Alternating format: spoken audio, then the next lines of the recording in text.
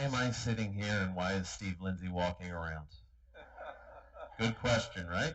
Sometimes you just switch it up. There's no real answer to that. Just a change of pace, that's all. Before we begin, before if Steve or Steve has anything to share, I wanted to provide one bit of upcoming news and one follow-up to some recent items that were raised. So upcoming news, Oak Tree residents.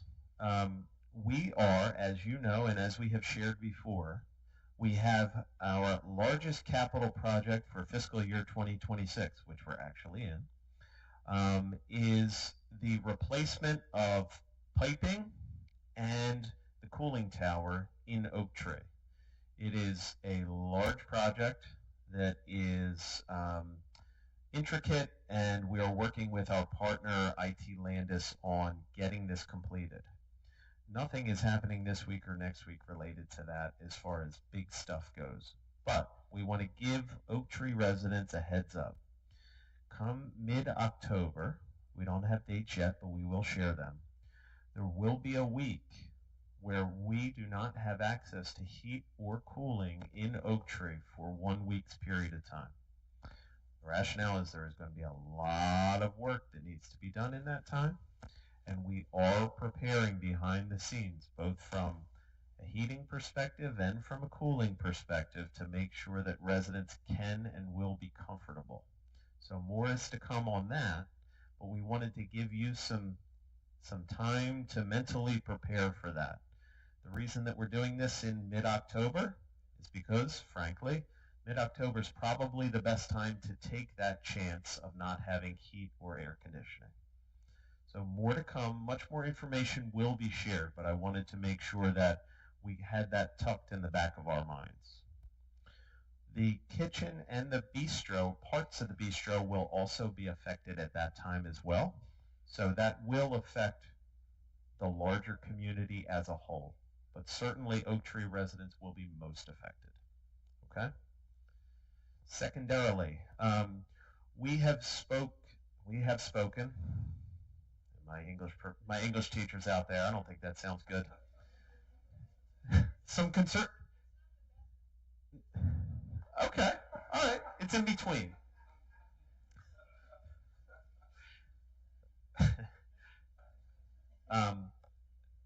Recently, we have heard some concerns related to grounds in general, trees, shrubs, etc. We are working with Scott Ruth, a team member from Garden Spot Communities, and our landscaping company and Albert is heading this charge on being able to identify a clearly laid out strategy for trees, shrubs, plants, bushes, etc., for planting, for removal, what goes where and when.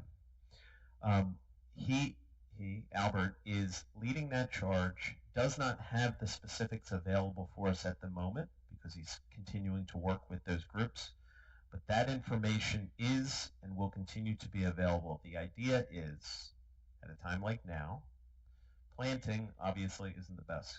It's stinking hot. Usually it's dry, but it's hot and it's not the time for planting. But September and October, that is when much of that plan will take effect. More to come, but I want to make sure that we're responsive to that concern. Secondarily, for some concerns raised related to the side entrance, Magnolia House East, over in that section. Two things. One, from a cleaning perspective, that is now on a regular cleaning rotation from our team. Two, from a flooding perspective, we have had an expert out taking a look at that space to understand from a drainage perspective, as well as from our gutters, frankly, on some updates and changes that can and should be made in that space. And that is on our front burner as well. So we're working to address those items too. So I just wanted to make sure that before we began, those two items were shared with you. If you have any questions, obviously we'll get into that. But Steve? Yeah, just one thing as we get started here. I wanted to share a little bit of information about some restructuring that we're doing at kind of the Garden Spot Communities level. Laura Gombach, who has been our Director of Healthcare Services across all of the campuses, recently resigned her position in order to advance her leadership journey, and she will be joining our friends over at Peter Becker as their Chief Operations Officer. So it's nice to have her close by and a friendly face over there, because we think that there's some opportunities that we can collaborate on in the future. But as we go through that, we're just kind of repositioning that role. So we're going to shift that role from the Director of Healthcare Services and create an executive director at Garden Spot Village. So up until this point, Steve and I have been kind of sharing that responsibility at Garden Spot Village. At the same time, we've been trying to handle issues and opportunities across all of Garden Spot communities. And so this gives us a chance to focus on some of those bigger picture issues. We've got a big, campus growth opportunity here at Frederick, and as well as some of the other locations and some other opportunities and projects that have popped up in the course of time. So it will allow us to focus on those things, and it will allow the folks at Garden Spot Village to have a focused leadership just for their campus in much the same way that Mike provides leadership here. So we think it's going to work out real well for everybody. It'll be a little bit of a shift in terms of focus and how we handle some things in healthcare, but Laura has worked really actively over the last year and a half to create a lot of collegiality and collaboration among the healthcare teams across all of our campuses. And so they're working real well together, and we had some conversation yesterday, and they're feeling good about that chance of them growing in their leadership and being able to work together across all the organizations. So looking forward to that. Just wanted to give you a heads up that change is coming, and we'll see how that plays out. So thank you. And with that, we will open it up for questions. And I get to be the running mic guy, so be easy on me here today if I don't see your hand right away.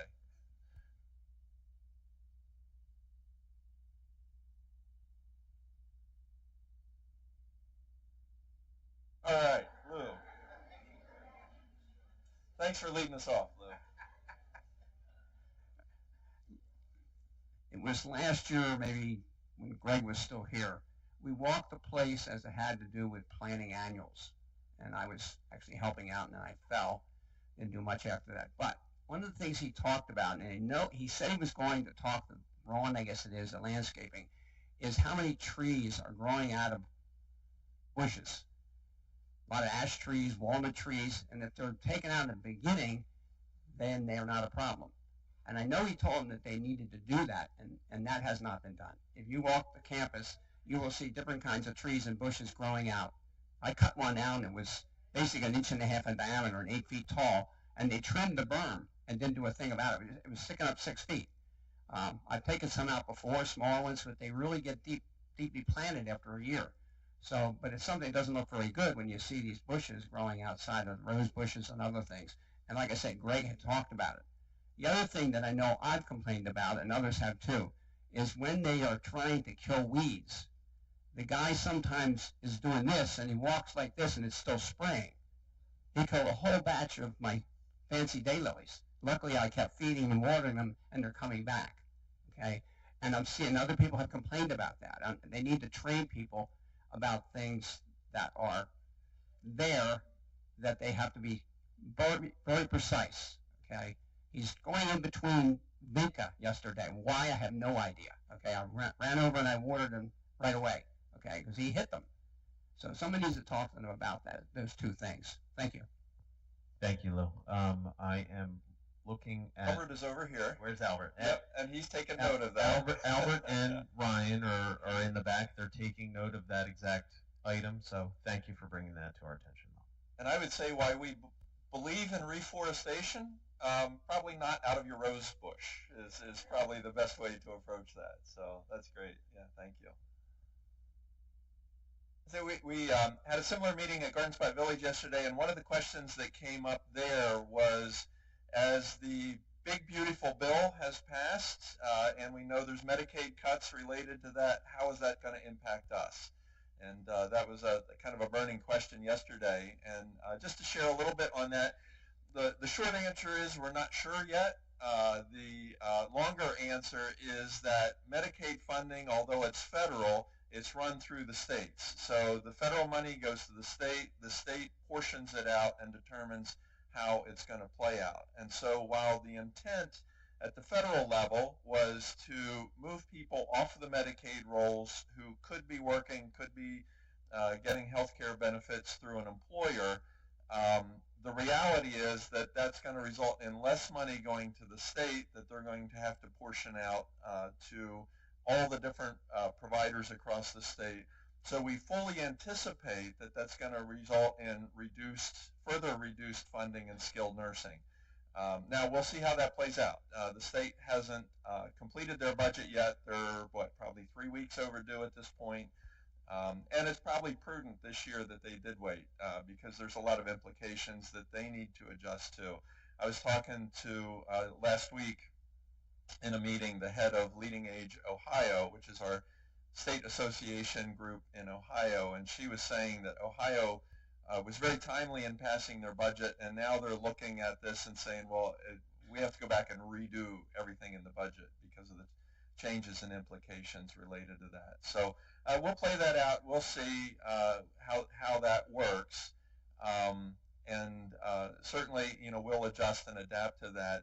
The bigger issue probably is for the hospitals because the hospitals are required. You may know this. The hospitals are required to provide services to whoever walks through the door, whether they have insurance or not. So a larger number of uninsured people means the cost gets shifted from Medicaid, the federal government, onto that local hospital. So hospitals that are struggling already to make their budget work are really anxious about what this means for them, and especially in more rural parts of the state and country where they're really on a razor-thin budget. So we'll see how it plays out, but we don't anticipate dramatic changes in the way that we function and the way that we're funded at this point.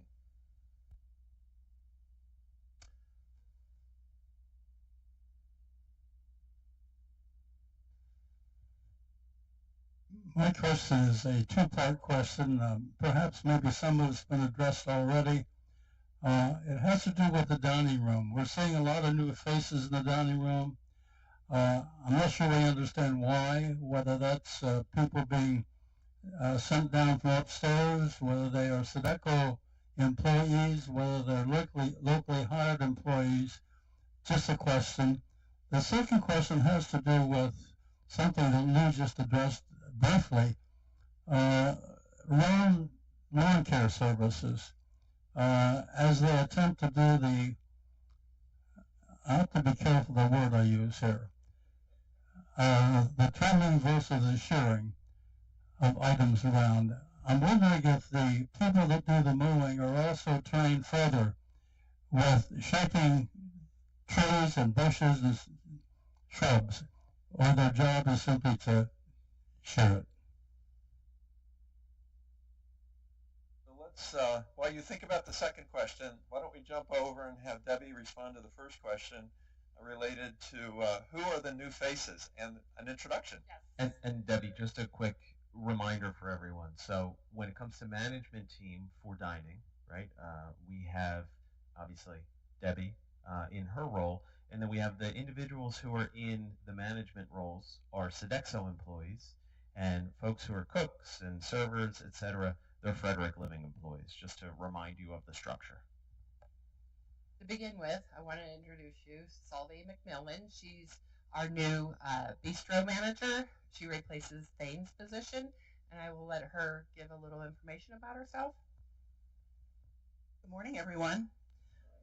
I know I've met many of you in the dining room already, and I've remembered every single name. I come from Bethlehem. I've been living there for quite a long time. I've been with Sodexo 36 years. I just came from Lehigh Valley Hospital, working for Sodexo there. I've worked for seniors before and loved it, and that's why I'm back. So I will continue to try to introduce myself to those who haven't met me yet.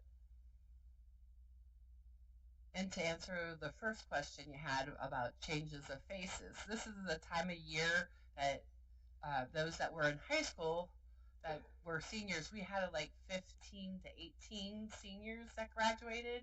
If you remember back in June when we had a little celebration for them, now those individuals are moving on to college and moving other places because they're no longer in high school. So now we're replacing them, their positions. Some are still here, but they've put in their resignation. Some are going into the military. So some have been taking some time in military positions, like they have boot camp and all that. So we've been honoring it, and then they said they have to leave soon, and they put in a resignation. So we continue to hire new individuals to replace them, and we've had a good team come on so far, and you've met a lot of them, and we're happy to have some people that want to come and work with us. So, and Selby has experience, and some of them did have experience in culinary. That was a request from our residential living dining committee that they wanted to see some people with culinary background, and some of them do have culinary background. But the part timers usually come from we get a lot of students from the schools.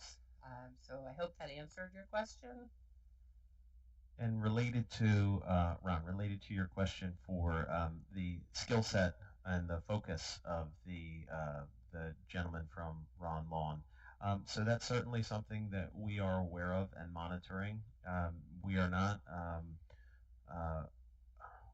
Our goal is not to just pay someone to mow our lawn and go away. Our goal is for beautification and for handling all of the facets of our landscaping well, and that is our goal.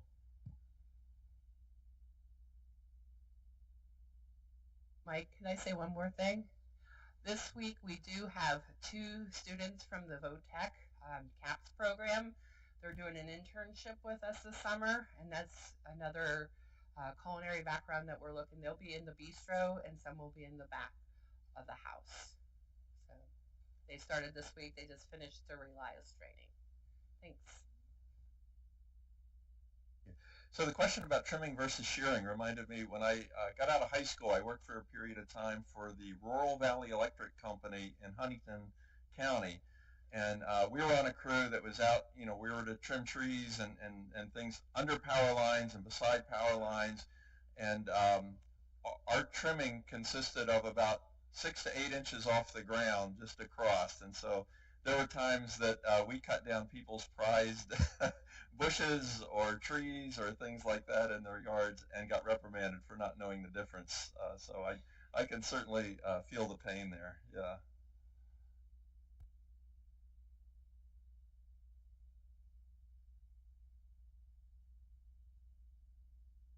Thank you. Any update on the timeline for the new buildings for residencies and things? Yeah, so we are actively working on that. Mike has had some discussion with township officials and preparing to submit a plan to them so that we can kind of keep that process moving forward. It's been the initial conversations very well received, and the township is supportive of Frederick Living and growth at Frederick Living, and so we're pleased to see that move forward. So we're on track. At best case, Steve, when would you anticipate? It takes longer than I ever guessed to get through all of the municipal approvals. And that's the whole thing. There's always that wild card of, from an approval standpoint, you usually have to go through about 3 months of meeting approval cycles, that kind of a thing. It starts with the planning commission, then it'll go to the supervisors. But in the meantime, we need to finalize a plan, so a couple months for that. So I would say at this point, probably early next year, we'll be ready to start breaking ground on something. We need to decide from a financing standpoint if that all lines up these are capitalization things that are different than the regular operating budget and whatnot. So I think early 2026. Now, in the meantime, though, we are working on the plans for the converted wellness area. And those can run kind of in parallel or on separate tracks, that kind of a thing. So stay tuned on that. I think we're going to have more progress on that, where that just takes a building permit. That's not a land development plan for that. And working through with our contractors and the pricing, I think we can accelerate that more. So we'll see activity on that for improvements here within the buildings before we'll see new construction out in the field. Yeah. And Mike, I would say if we haven't already, we should be within the next month or two be able to provide some sense to everybody of what those plans look like and where we're headed with that. Agreed. Yes. No, we haven't. We have shared with our board of directors, and we will be sharing with the Planning Commission. But the next step certainly will be to share what the vision is and what the look and the feel is with residents as well, for feedback and for a taste of what is to come. So one of the things I've learned over the years is once you put plans on the screen in front of a group of people, it is baked in. In their mind, that is the gospel. And so there's always some iterations and changes. And so we want to give a chance for the township officials to look at it and say, from a zoning perspective, from a stormwater management perspective, and all those other kinds of things, does this look like it will generally work for them? And then after we get that approval, or at least a nod, not even all the way through the approval process, but if we can get a nod from them, then we'll be able to come back and share that with all of you, being pretty confident that that's the plan that we can move forward with. So, great question. Thank you. Ladies first. Speaking of properties, any news on the one across the road? In short, no. The property across the road, again, as always, it's across Big Road, and then there is a parcel of land across Heimbach Road, both of which are owned by the same developer. This gentleman has shared plans with the township through the Planning Commission and through the township. At this juncture, there is no update that we can necessarily provide on that. As far as we are aware, they are still in talks with the township on what those next steps could be. There is a desire from the developer standpoint for additional housing in both locations. There are certainly a lot of conversations between the township as well as the developer on what can and should go there, and that's all that we know at this juncture. Yeah, and I would say from our perspective, additional housing is not a bad thing because it provides opportunities for people who may want to work here to live across the street, which is always great, especially when you have a snowstorm. On the other hand, we want to make sure that that is done well because they're going to be our neighbors. And so Mike has been tuned into that. The township officials are certainly tuned into that and want to make sure that it's done well also. You said our board of directors knows what the tentative plans are. Is that correct?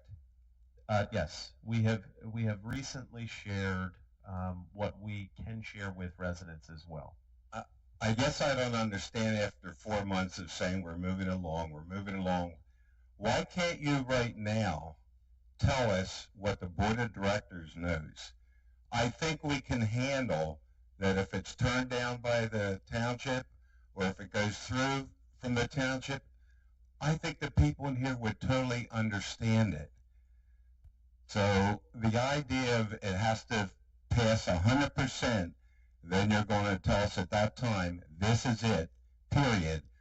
I don't see any reason why you cannot discuss or, give us some idea you're going to build a whatever, apartment and this and that. We can handle it. If it's turned down, we can handle it.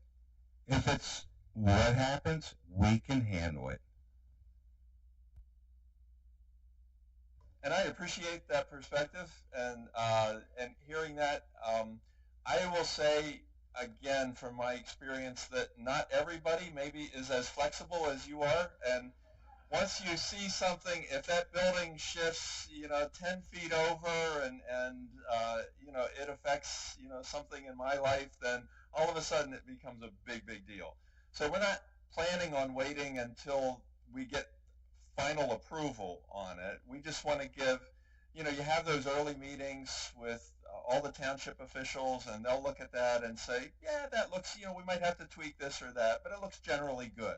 That's what we want to have. It's a generally good plan from their perspective, and then we'll be able to absolutely share. And there will likely be, tweaks and adjustments as we go through. So I guess my commitment would be within the next month. We should be able to share that. And Frank, just for general scope, right? Prudence is very far from deception in this standpoint, right? We're just being prudent about how we approach communication. That's all. I want to go back to the plants, because when this place was built, all these plants we have here, supposedly there was a horticulturist here, there was all these special people here to make sure things were done right. And if they're not done right, they will die. The plants that died around my place, they dug a hole, not big enough, just jammed it in there, never separated the roots, never gave any root tone, and they died. They will live 3 years, by the way, on the roots, unless it's a drought. So if you're considering the amount of plantings that have to be replaced, the other issue is you should never plant so many of the same things, because they can get diseased, and that disease will spread. So having boxwoods everywhere in the meadows was not a great idea, okay? So, and the other issue is watering. Ryan can't run around and water with a tank. I'll help water. Maybe there are many of us here that will help water those plants. They have to be watered for 2 years. It takes 2 years for a plant, a shrub, to root itself correctly. So those have to all be considerations. Now, you said you had hired somebody that knows all this. I hope you do, because when I pulled the dead plants out, they look just like they did in a pot, okay? And that's why so many of them died. Thank you. Thank you, Lou. Lou, I'm smiling because you sound just like my wife when I'm planting plants for her.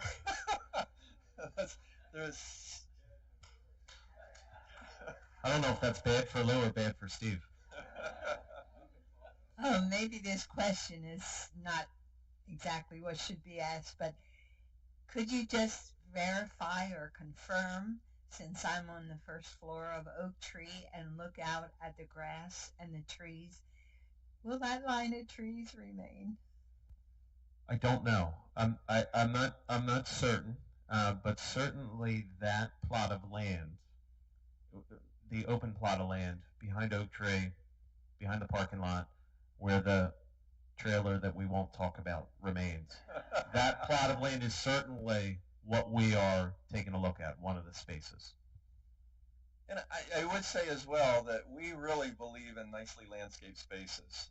And so having something that's attractive to look out at is going to be really important. And as we've had some initial discussions with the landscape architects and others who are looking at that, paying attention to that is really important to us as well. So, and we'll try and get it planted right when the time comes, Lou. And hopefully, for those who have been able to travel to Garden Spot Village, you get a sense of that skill and taste, etc. Yeah, one of the things we believe is that, your outdoor landscape is an expression of hospitality. To somebody coming onto the campus, as you drive in, if the landscaping is good, if it feels comfortable, if it looks nice, then it's this welcome. It's like this initial hug that people are given when they visit. So it is important. My yard does not always express hospitality.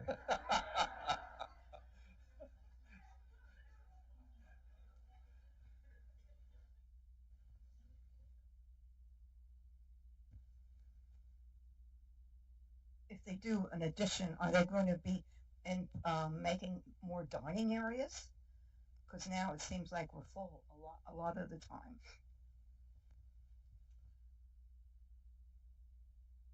It's a good question. As part of our larger campus master planning, we are looking at the entirety of the space in this building. I've shared that before, right? And I share it in the way we're looking at from the Magnolia House entrance all the way to the bistro entrance and how we utilize common area space in that area. So that is part of our understanding of how we can provide services and space better. So to answer your question directly, if we build new independent living on this campus, are we immediately going to have 17 extra seats in the bistro? No. But we are looking at the entirety of this space to see out how it can be used better. Great. And I think it's safe to say, Debbie, that we have the capacity in the kitchen to serve more people than what we're currently serving. So we certainly have that capacity, and we'll make sure that we have seating. Now, as I say all the time at Garden Spot Village, if everybody comes right at noon, and wants a meal and expects to sit down in their favorite spot, sometimes that gets a little challenging. But like every restaurant, there's expanded hours and there's opportunities for people to come when it's a little less busy and find that seat that you're looking for. But we're certainly paying attention to that and looking at flexibility of space, spaces that can be used for different purposes through the day. And make sure that it's not just a one-purpose area there. So there is a lot of good space right around the bistro that can be accommodated for. And some of that can also come down to scheduling. We had an event last night in Fireside at prime dining time that affected the space in the bistro and in the arches. That's also something that we can tighten up to make sure that things are in the right places at the right times, particularly as it reflects on dining.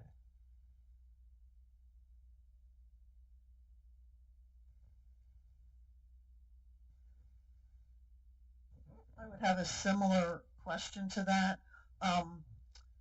As we all know, when someone's in the hospital and then has to come back, many times there's not room at Cedarwood, and they have to find another place to go outside of here. As we add more people, if we're going to build and add more people, how are we going to accommodate that issue that we have with Cedarwood now?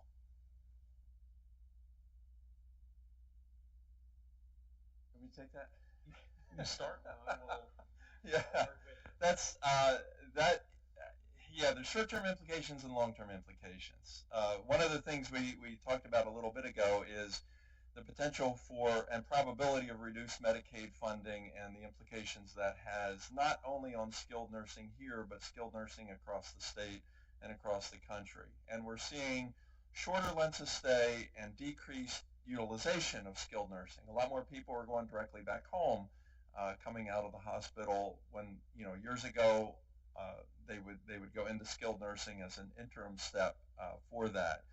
And so as we look at that, what we're trying to do is anticipate, what the curve is coming in terms of healthcare utilization, and believe that assisted living is going to play a role in that. So the way it's currently structured in the state of Pennsylvania, there's personal care, which we have, and there's skilled nursing, which we have. But in the middle is this regulatory level or licensure level known as assisted living that the state created a number of years ago, really designed for people who might need long-term care but not skilled care. They wouldn't need that kind of more acute rehabilitation coming out of the hospital.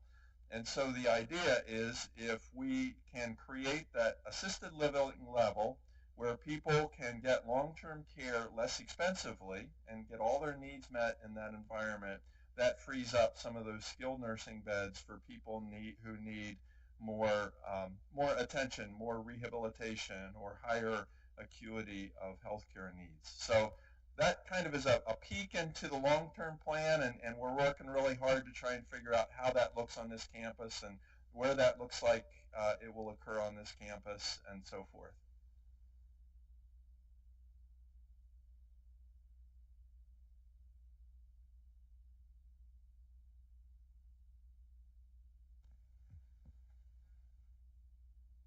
The issue for the meadows with the geothermal system, is that still being considered to look at? In short, yes. So how how we are currently addressing the meadows in this budget year.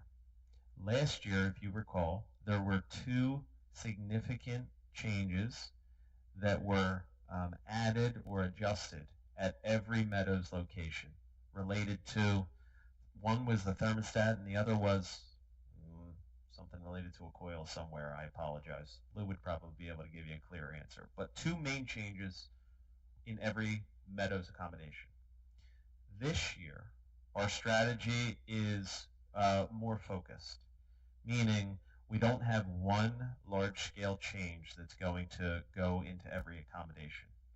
What we are doing is, one, we're going to address any issue that arises during the year, but two, we're also going to take a look at a few accommodations. We're going to make targeted changes in those spaces to see if there are improvements made.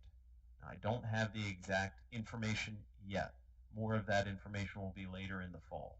But that is our goal now, to make targeted changes, to see how effective they are, and if they are effective, to bring those changes to a larger scale. But in this capital year, we do not have one or two large, broad changes across all of the meadows.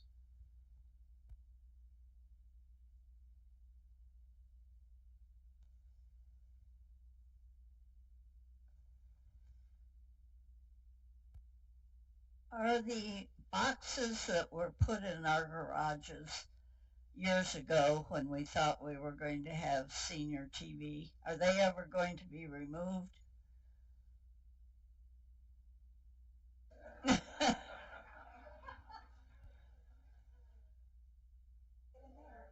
It's a good question, Jenny. Think about it. We will. That is not something that has been high on my radar screen recently.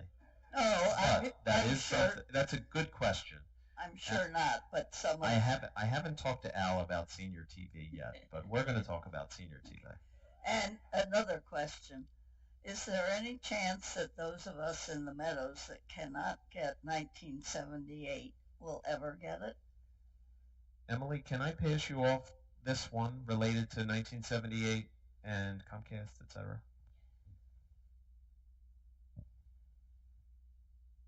Yes, so we did hear back from Andrew Dietzel. He's the head of Director of Information Technology at Garden Spot Communities, and he has been in contact with Comcast over the past year about this issue. And we really, he was pretty clear with us, he has not made headway. So what happened is Comcast is no longer interested or willing to provide insert the channels that is needed, the technology for you guys to access 1979 and 1978. So if you have it, that's great news.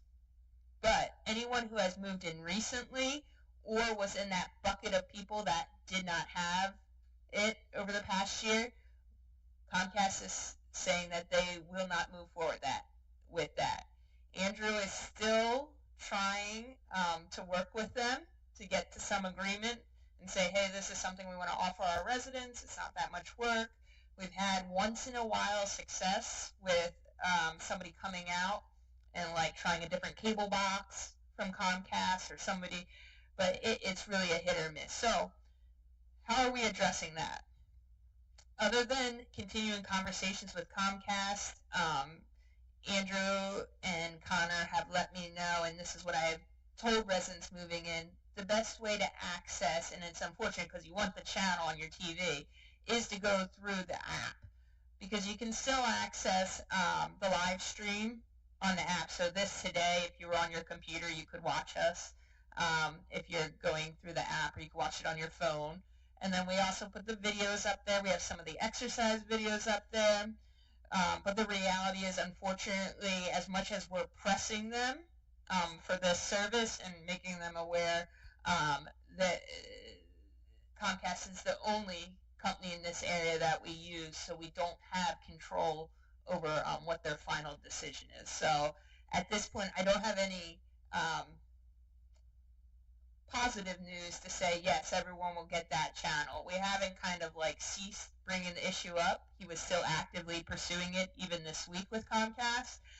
But at this point, if you need assistance with me in showing you how to use it on the app or the computer, let me know.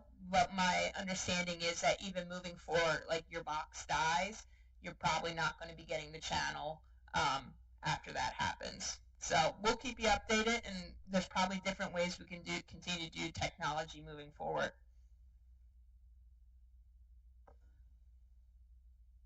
I received this from Xfinity. What do we do? Several other people have received this. Yeah. So if you're getting stuff on your phone from Xfinity, like ship this or stuff, don't reply. Yeah. Yeah. Yeah, you just want to double check. But like that one says something about shipping. You want to be very careful on those text messages from anyone. Just a reminder that a lot of those come out during the day. If it's asking you for information or to ship or an address or a credit card, you don't want to do it.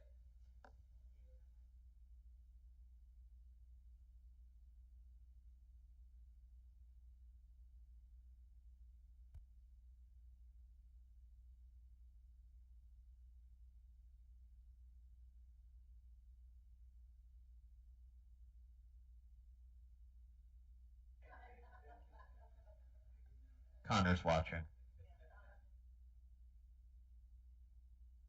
Connor is watching, and there is another way to get the channels. How many of you go to YouTube and watch videos on how to birth cows, or there are all those kinds of things out there? You can go to YouTube and get I watch that all the time on YouTube. I get my church on there. I get the stuff, because I don't have Comcast. So there is another way, and Connor has helped me set it up. So I just don't know enough about you that have Comcast. If you can stream just regular, it's free. YouTube is free. The channels I'm talking about. So if you want to come over to the house, I'll show you what I have. The admission's free. Did you say birthing cows? Is that what you said?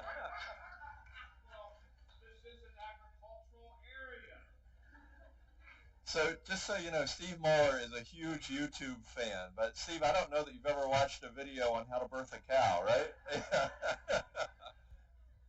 Have we as an organization ever gone out to FiOS or even the phone company here, because they can provide you with the internet, they can provide the other things, but has anyone ever going after FiOS?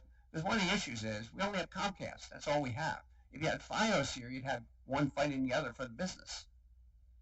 Yeah, with the kind of the short answer to that is yes, absolutely. These are bulk accounts, and they have exclusivity tied to them.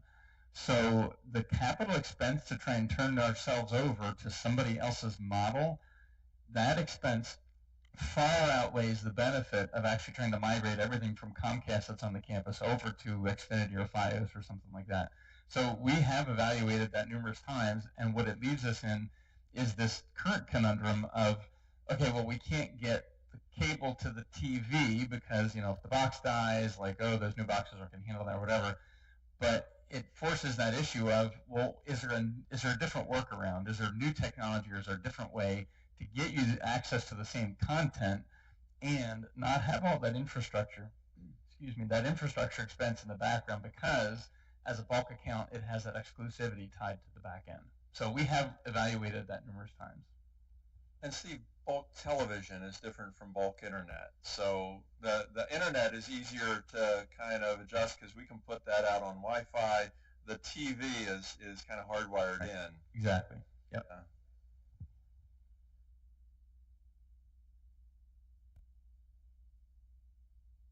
Based on nothing we know, Do you have an approximate idea of how many new people we would be accommodating for the new building? Yeah. It's going to be phased over time.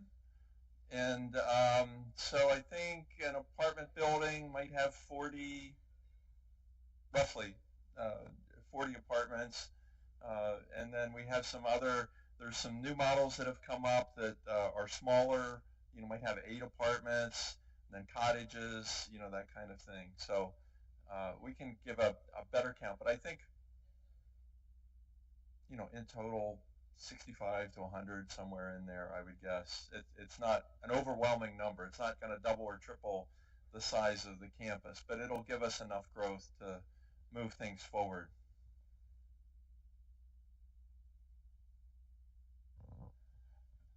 They also show you on other than birthing cows, but it's not true that Comcast is the only internet you can get. We have Kinetic, which was Windstream. Now, not everybody likes Windstream, but I find that it doesn't break down any more than Comcast did. So there is another option. You buy them. You can go and pay for YouTube TV at about $70, $80 a month. I think right now my Kinetic is 90. So I'm up to what, $165 maybe, where I used to be well over 200 and would be even higher now. So there is another option. Leroy and I both do not have Comcast internet. We have Kinetic. Yeah, thank you for clarifying that. It's absolutely true. There are a lot more options for internet than there are for TV out there, but you can use the internet to get TV, cut the cord. That's what the younger folks call it. We cut the cord and are able to access a lot of different material. This is a question about the sprinkler systems. About a month or so ago, a fellow from the sprinkler company, and I apologize, I can't remember his name, the head of, let's say, the maintenance department that does around the meadows, came and they were inspecting, because in our unit we have the controls for the sprinklers. And to get to the sprinkler system, there's no doors there. Supposedly doors were going to be added. They have to unscrew about 12 bolts to take off a piece of drywall, check things out, install the drywall back. I asked him, I said, I thought they were supposed to get some doors. He said that a work order has been put in to replace all the Meadows complexes, with these drywalls with door frame and a door around that particular setup. Just wondering when that could happen. Al, I know that we had some conversations recently about sprinkler systems in the meadows. Is there any update that you can provide to that specific question? If not, I don't have a specific answer to that yet. But we do have some other information around that topic, and hopefully that can provide some clarity. Yeah, the one that he's referring to is the inspection that they have to do annually. I just became aware at the same time that was an issue with the door. I'll be looking into that. The other issue that I became aware of this week was the frozen pipes that could happen in the closet that the Meadows have with the sprinkler systems. I'm working right now. Yesterday, a company came over. We are in talks about what we can do to keep that space heated or doing something so the pipes won't freeze again, and then in the winter time you guys don't have leaks in the garage. But the door thing for the inspection panel, yes, that's something new, and I'll be looking into it within the next month or so to see where we are with it and what we can do about it. Thank you, Al. Just a quick follow-up on that. I just remembered, is it possible that we can go back to where if maintenance is going to do like these inspections, we get notified in advance.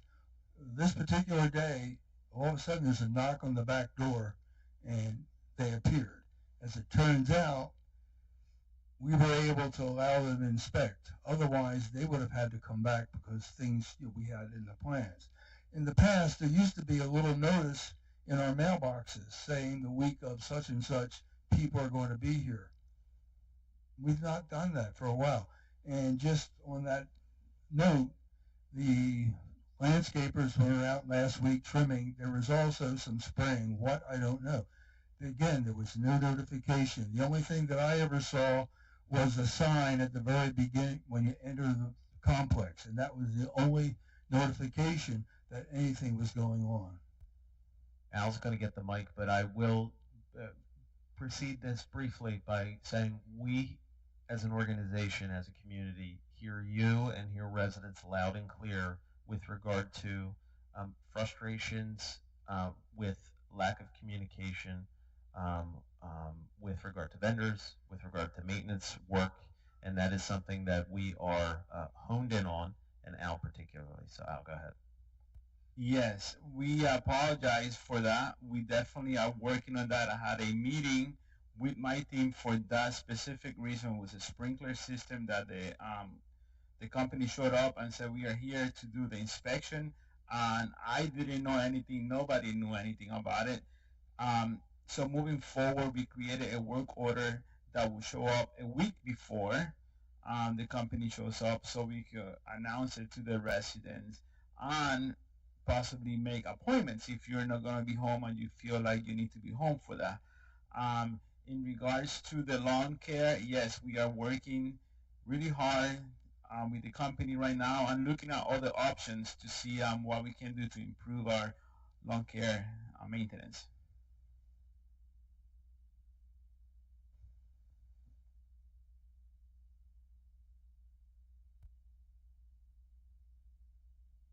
One of the gentlemen from yesterday came back to tell me that they were looking at the sprinkler systems because they didn't want them to freeze again. And so I said, well, what are you talking about? He says, oh, we're going to put some kind of heating system in there. I said, okay. So since my house does both, I said, what are you talking about? He said, well, some kind of heater. I said, okay, who's paying for that? I'm paying for the heat that goes both for my house and my neighbors. He goes, oh, I don't know. I said, okay. I said the same thing when they put the box in that was going to take the cable from my house for the senior TV, which we never got, to my neighbor's house. And I said, they was told, well, it'll be pennies. And that probably is true. But my thing is, I don't even know if that wire that connects the, quote, senior TV, which supposedly was hooked up, is still live, that goes from my house to my neighbor's house. And in this day and age of having a whole bunch of wires in my ceiling, which I don't get upstairs for, that has me just a bit worried. So, can we make sure that whatever we do isn't going to be a financial burden? 10 cents a month, I will not stop eating. But if it's, several dollars every month for the next 40 years, maybe you want to look at that. We will definitely take that into consideration. Our aim at the moment is obviously doing our best to resolve the issue. Yes. So one. But we will certainly take that into account as we move forward, as costs become a reality. Mm-hmm. What do they look like and how should they be relayed? Make it work. And as it relates to senior TV, I haven't heard senior TV in so long, and now twice in one conversation. But we will add that to. Well, I think what brought it up for all of us is we're now looking at these same closets, which now hold the senior TV boxes. So now we have that chunky thing over there as well. But one other thing with what you said about the welcomingness of the shrubbery and things in the neighborhood, the other thing that is not welcoming is the discoloration on a big deal of the siding here. And that does not make a welcoming thing. And, we're now in July. Oh, I don't know about that. I'm talking about the siding. All the siding that is discolored now with, I guess, is it mold, mildew, whatever it is. And it's In some places, it's really discoloring. And that's not necessary if you want to invite people to come and look and you see that. So it's August or July. So if you're going to get that cleaned off, it's soon. Thank you. And I would say if you have specific areas where you have some mildew built up on the siding, if you can let Al know, then we'll start to put together a list of power washing and things that needs to occur with that. And I think the other, just regarding the live TV or the TV, senior TV thing, there's no electricity or anything else running through wires related to that. That would be a communication wire. So it's not, it wouldn't be a live electric wire. So that would, and there's nothing powering it. They never connected it to light, so it's just kind of an empty wire, but it is a waste of space, yeah. The issue with doors, I don't know if the Kellicks are here. Ron, are you here? No. He called me one day, and there's some issue with their heating system. It's upstairs. It's a Sunflower. And the kid was there, was another company, and I said, all he's got to do is open the door, the fire door, to get into the attic. And he's, what does it look like? I said, it's gray. We don't have any. I said, we don't have any. So they cut a hole in the drywall, okay, to get into the attic to deal with the issue. And I found out that it's not the only one. I thought everyone would have those fire doors because when you cut out a piece of drywall, if you don't, you have to put it back with a special caulking because you've reduced the availability of the fire to get through. That's why you don't cut drywall. You have to have doors in. I don't know how many units have those, but they need to be looked at. It goes with what Bill said, but it's in the meadows. Thanks, Laura.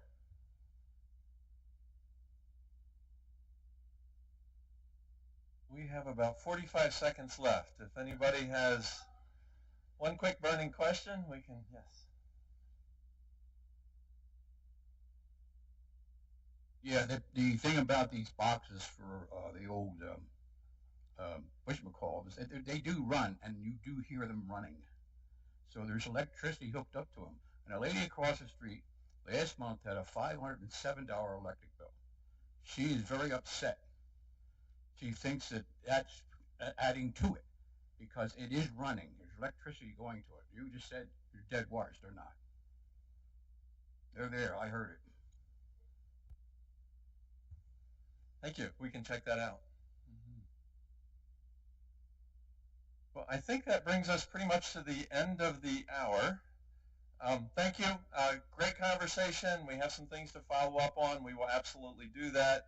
Al's been taking notes. Others have been taking notes. And so we'll work to continue to improve in the way that we serve all of you. And this time of conversation is just really appreciated. It's an hour out of your day, but it gives us a huge amount of information that we can work with. So we deeply appreciate your willingness to come out and join with us today. Thank you. Thanks, everyone.